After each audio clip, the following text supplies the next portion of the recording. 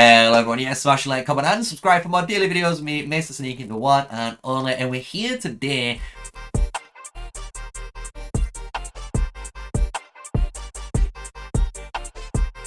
Hello everyone, yes, smash a like, comment and subscribe for more daily videos with me, MrSneakyy, the one and only official Legend of Mushroom content creator and sponsored with Aptoids. So if you go down in the description down below, click that link, you're going to download the new AppCoins wallet, and basically anytime you spend in game, guess what, it's going to reward you with a bonus that goes all the way up to 20%, and on top of that, if you type in my code MrSneakyLOM, I will grant you an additional 5% on every single purchase you do for this month and next month in Legend of Mushroom, and you only need to type in that code once. So in theory, you could get up to 25% bonus.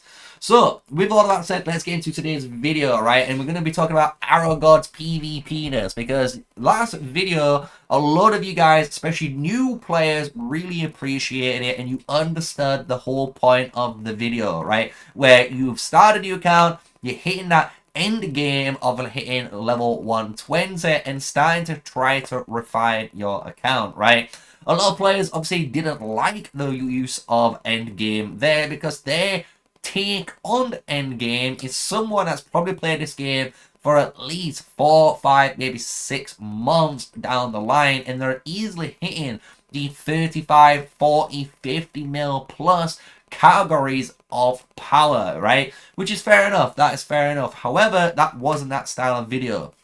But what we're going to do is cover basically my account, right? We are in a kingdom or server that's 60 days old. So if you are playing an account around the same amount of time and earlier, this is going to be relevant to you, because I'm going to explain my current PvP build as well as everything I'm running right now. And then I'm going to discuss the upgraded PvP build a lot of players are suggesting in my comments below to explain the reason behind it, right? Which is obviously valid, and I do agree with a lot of the comments down below when they were written out correctly, right? So, first things first, let's just go down and break down my PvP setup. I have got, obviously, my PvP gear. It's an Arrow God based gear. At the moment, I am trying to get as much crit rate and combo. So, some of these do have combo skill crit rate or crit rate and something else. But I am getting the combo crit rate gear one piece at a time. It's just taking me a long time to get there. But once I get it all, that's what's going to be really beneficial for my gear start. However, when let's look at our skills and our pals, right? This is the bit where a lot of people was getting a bit upset with my pal setup at the time. That's because, obviously, again, I was discussing different things about each pal individually, right? But my PvP skills, I'm running Smoke Bomb, Blitz Assault, Clone Strike, Easy Breezy, and Disarm now, right? Because it is actually really good. Apart from, I have been swapping Easy Breezy out sometimes for another skill I will explain in a second, as well as, obviously, Shroom Shield, and be swapping those out. But this is still for my power level, and I would recommend this for anyone around my power level and you've been playing for around 1, 2, 3 months and you're just stuck around this same level, to be running it, because at the moment Clone Strike is the best skill for me, hands down, for damage output and for tanking, because it is another clone, right? It makes them basically deal 30% damage to that target, and if they don't have it equipped and they've just got worse skills, you are absolutely decimating them, right? As well, you'll notice in some practice fights that I'm going to showcase a little bit later, Clone Strike is just needed, right? It is honestly just needed at this current time of my account, so just remember that, right? Now, when we go to the pals, the only pal change I really have done is the hero bird and the tortoise. I've kind of swapped the turtle in and out all the time. I'm not really too fond of it still, but I am giving it an open chance, as you can see in my PvP setup. But I am running the banana split, treasure dragon, and the hero bird now with the deer, and then obviously the turtle. The reason is, and I kind of agree again now, because I was kind of looking at this situation a little bit wrong, was I ran the Hydro Sprite, and I ran the Hydro Sprite over the Hero Bird. And the reason was, and I think it's a valid, you know, maybe beginner mistake when you are looking at stuff, is that if you could get every skill off that one turn earlier, or if you can get to it faster than your opponents, you should win the fight, right? Which is obviously a really good hypothetical. However, fights don't last that long. They really don't. They really last very fucking quick. They're fast as hell. So you really do only care about burst. So burst case scenarios, definitely the Hero Bird. And I will admit I was wrong on the Hydro Sprite, boys. But the Hero Bird is performing much, much better for me now, especially in these burst case scenarios. Now, let's go into the different relics, because I actually want to talk about these relics too, because I am still a little bit open in the air of things, right? Because you can see here, I've got this necklace on, and I keep debating which necklace to run. So, what I'm talking about is, if we go to set 5 here, we've got on the Blitz Assault, which does an extra bit of damage, right? Which is really, really good, because this is what I would expect the main relic to go to in the endgame PvP build, which I will showcase afterwards. However, what I would rather put on still is my Storm Necklace, right? This is going to give me more damage on my Clone Strike, so when I equip this, you can imagine this is just going to be so much more damage just because of the Clone Strike alone, right? However, if you're not running Clone Strike, I can see why you know, this is going to be a little bit of an issue. I don't know what skill, apart from the Blitz Assault, you really do want here, because I personally don't like Windborne Arrow at all at the moment, and as well, Blade Pierce I haven't really used too much of, so maybe in the later game, again, Blade Pierce might be something which I have to equip and put on my Crimson Sickle necklace here, which will benefit the PvP ladder. But as of now, I'm keeping on these 3 relics, and this one is again to increase the duration of the Smoke Bomb and the Disarm. Obviously, Disarm being just so powerful in PvP, the big AoE stopping them attack. If they don't have it equipped, you've got it equipped. You should win, I think, nearly 10 times out of 10 if you're pretty much at the same power. But this is where the books come in, and I don't know which book I actually want to run. At the beginning, this is Attack, and I feel like this is the better choice, just because it's, again, all about just getting as much damage out as possible. And if you're getting that 1 or 2% straight damage straight away, right, because it's going to give you Blitz Assault, that's 3%, and then afterwards it's going to start giving you that extra damage, basically. I can see why Flamebook is going to be the one I'm most likely using. However, maybe someone in the comment section can clear this one up for me, but Stone Right Tome, this still also looks like a good choice. It does reduce a load of resistances from, you know, your basic attack, the pal, the counter, the combo, the skill damage. It's just stopping as much damage as possible, but I don't know if this is more beneficial over the Flame Book, right? So I do want to remind you guys there. In the last video, you guys saw, obviously, the immunity book. You guys need to remember, this is only a PvE-based artifact, so that's why I didn't really have it set up right, obviously, in that video. So that's my mistake again. But this is the PvP, you know, relics I am currently running. I've got the crit rate mask on. I've got the Deer Pal one on here. And then I've got the Dragon Pal and Turtle one here, right? So we're getting a double one, which is kind of cool on that side of things. So when we come out of here now you've kind of gone and, you know, over all of my skills, my pals and stuff that I'm running. When we go into my stats, you can see I'm at 79.31 and 48.44. So obviously if I go and switch my mask, I would be at basically almost a 90% combo rate, but it would mean I would be down to nearly 38% crit rate. And the thing is, I want to try and maintain or always try to get above 50% crit. That is the main thing I've always tried to go for. If I can get that crit rate and get the combo, that's the way to go. A lot of players agree you should try to get 100% combo rate and 70% crit rate. Obviously, this is probably achieved through, again, your relics and different ways.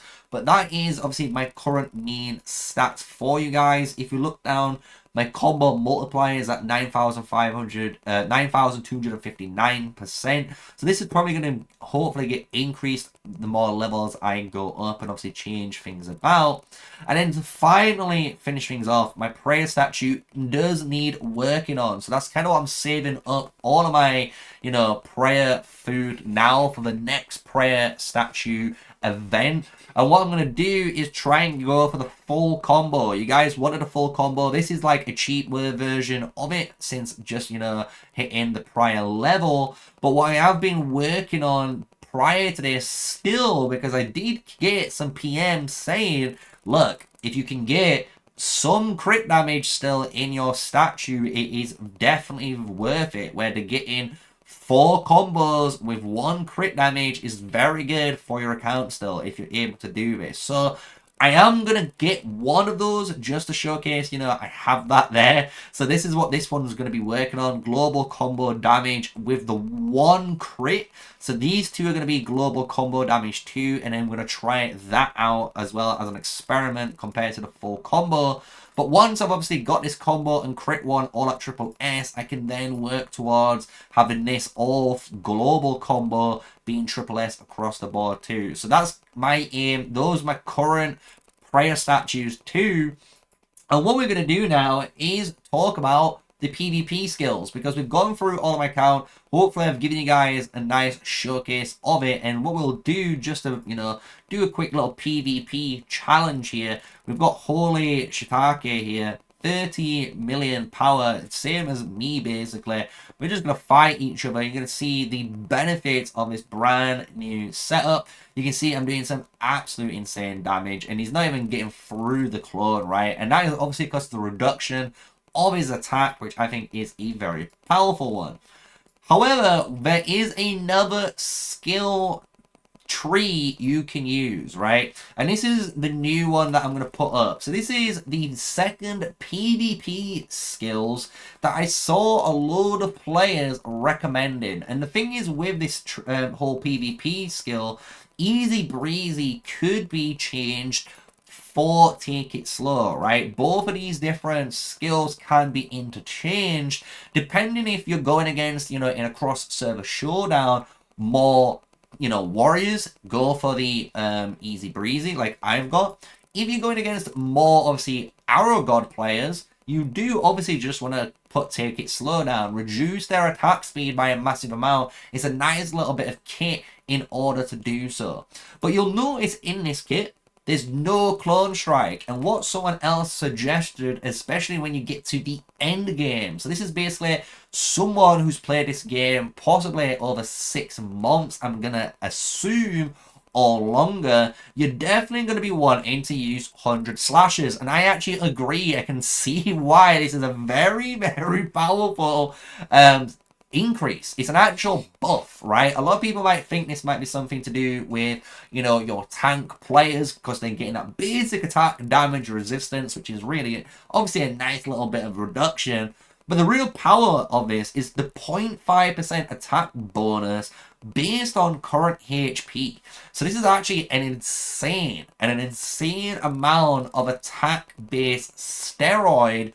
Once you're in that super late game and your account is super powerful, you've got an insane amount of obviously HP pool, because you might be like level 28, level 130, you're already a plume monarch, you're awakened, you've got all your seals like level 10 or higher, you know what I'm saying? Like, you've got a bunch of stats, and when you're at that super end game that they're stating, a lot of players are in agreement, and obviously I'm not there yet, so I can't agree until I get there, so I am going to take their word for it, that Clone Strike is a cop-out. Basically, Clone Strike, the later and later the game goes, becomes worse and worse, just because of the fact that it's dealing so little damage. 210% damage is honestly not a lot in the later phase of the game. And as well, only 30% of your shroom's HP. Again, this is actually really big in the early game phase, like I am doing right now. However, in the later game, that 30% can get absolutely melted with the correct setup if you are playing correctly. So, hopefully, I've gone over some new changes there. And what we're going to do, just to showcase this tree, because obviously you've seen me fight with the other tree, I am going to go and equip this onto my battle plan. So if you go into set 5 and change the PV, well, go to the PvP one, switch to PvP into PvP 2, we will now have the brand new one online. So you can see this is what we've just talked about. If we go to fight someone, let's go and fight someone. This is, again, we're trying to find someone around 30 million, or if we can, there we go, Akka's at 30.3. So we're going to challenge our main boy Akka and see if we can beat him, right? See if we can beat him, because this is the skills that should be used super late game. And personally, I don't like them as of now. You can see why I'm not going to win this fight. And that's, I think, because of the clone strike difference, right? If we put on our other skills, so if we go back out of here, just to compare, and let's see if our clone strike really does make that much of a difference, right? Go back, fight our Akka boy again, if we can find the little shroomer. There he is. So now we fight him again. Now we're using my build that I was using. And we should be able to kill him, right? We should be able to... Oh, no, we're not. We're using the same build again. My mistake. We need to update it one more time. But you can see, look, this is just showcasing 2 for 2.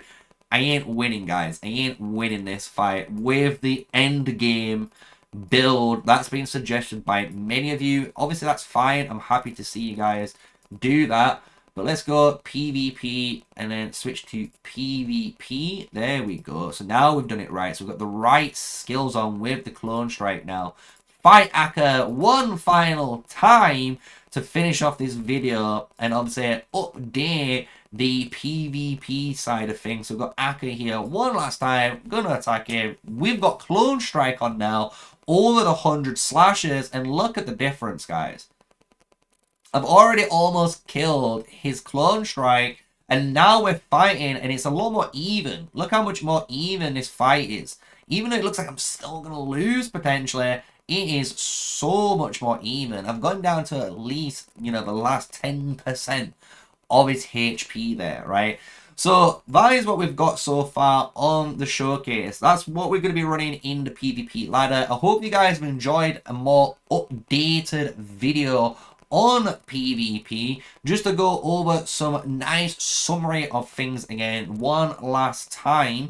We have the current setup on, so this is my current PvP setup: smoke bomb, blitz, clone with easy breezy and disarm. Then we're rocking these 5 pets, which is your banana, bird, your treasure dragon, the deer and the tortoise. And then these are my current relics. So we've got the crit, we've got the dragon one, we've got the cat/deer one, we have the flame book for extra attack, the statue to extend the duration of smoke bomb and disarm, and then we've got the blitz one for the the clone strike, right? So we've got the clone strike necklace on.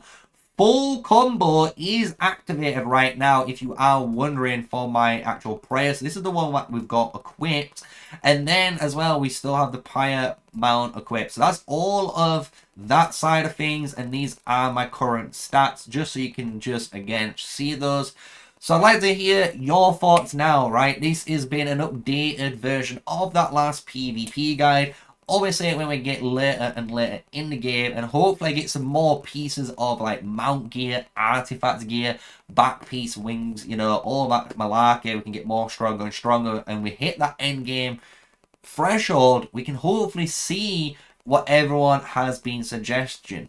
But as of now, if you're around, I would say 30 to maybe like 50, 60, 70 days, and you're around my power level where you're around 25, say 30, maybe 32 million power, and you're a low spender or a free-to-play player, and you're looking for PvP advice for the Arrow God, hopefully this video has done you justice, because I have obviously got equipped the most up-to-date, meta-defining, I would say, PvP strats that has been recommended by you guys in the comment section below, as well as even my own knowledge and understanding.